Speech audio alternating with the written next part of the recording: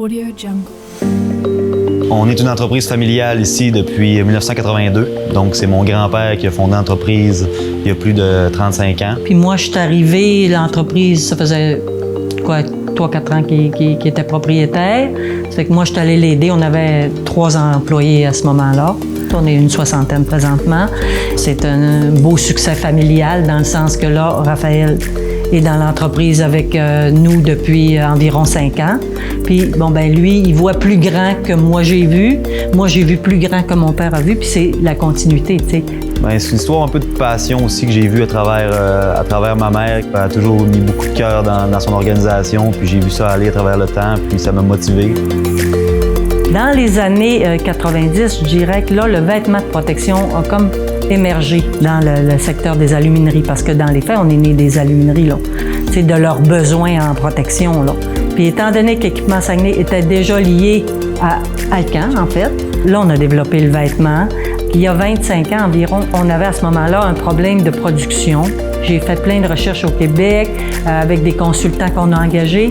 C'était un tournant qui nous a vraiment aidés à aller chercher d'autres marchés parce qu'on était efficace, puis on a augmenté notre efficacité, on a augmenté notre qualité. C'est ce qui fait qu'on est encore là aujourd'hui. L'orientation à moyen terme, je dirais, de l'organisation, c'est vraiment de demeurer dans nos créneaux, dans ce qu'on sait faire. On est spécialisé dans les vêtements de protection. On ne veut pas changer de modèle d'affaires, on ne veut pas changer d'objectifs. Mais écoute, il y a des opportunités qui se présentent.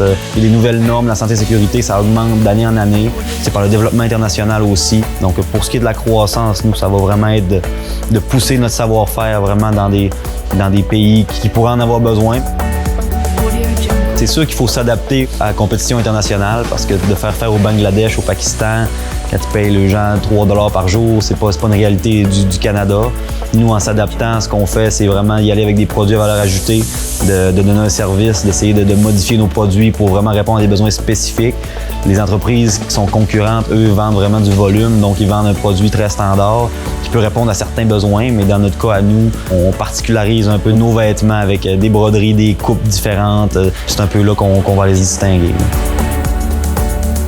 Pour fleurir, je pense, en tant qu'organisation, que ce soit régionale ou provinciale ou à l'international, ce qui est important, c'est de se réinventer tout le temps, c'est d'essayer de trouver des solutions à des problèmes qui sont précis, mais aussi à l'interne, de toujours s'optimiser.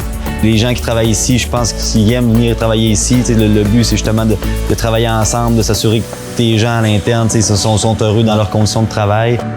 On est une PME, donc on porte tous plusieurs chapeaux. Ça se fait jamais tout seul, là. Jamais j'y serais arrivé tout seul.